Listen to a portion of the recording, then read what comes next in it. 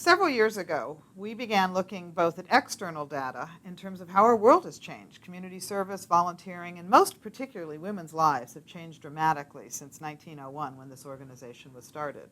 We also looked at some internal data that was telling us that the Junior League membership experience was losing ground. More and more members were not finding the satisfaction and the personal development opportunities that they sought when they first joined. And then our membership numbers overall were declining.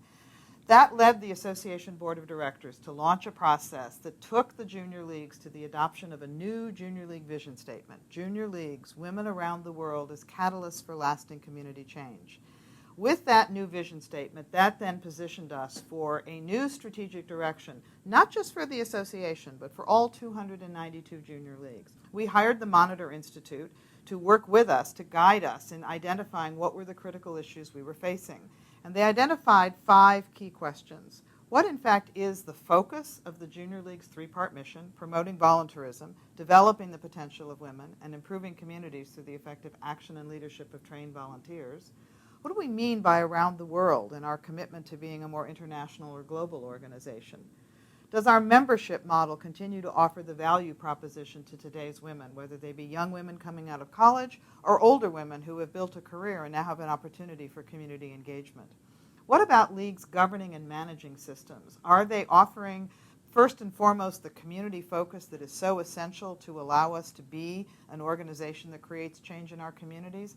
And are we most effectively harnessing our resources for the most flexible and effective management of our resources? Ultimately, then, the 5th question was about, as a result of all of that, how does the relationship between the association and Junior Leagues change? The key emphasis of that work as it relates to the Action Learning Team process is first on the mission restatement, where we were able to come to understand that it's critically important that we revitalize and rebuild the community impact platform on which Junior Leagues launch the work that we do, which is truly being an organization of women committed to community and civic leadership training, creating community impact. The second focus of the area has been on the membership model, where we really understood the opportunity to create a more flexible model, a model that was more geared to meeting women where they were, and most importantly, a model that really fully re-engages over the 65% of our members who are sustainers, who really have been feeling somewhat outside of the picture for a number of years. And then third, really diving into how can leagues more effectively and more efficiently govern and manage themselves.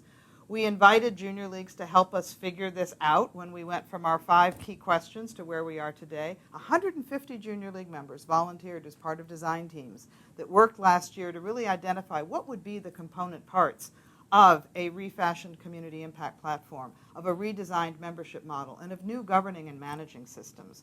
And so now we reach the point with all of that knowledge, and we're ready to do implementation, which is what has led us to Action Learning.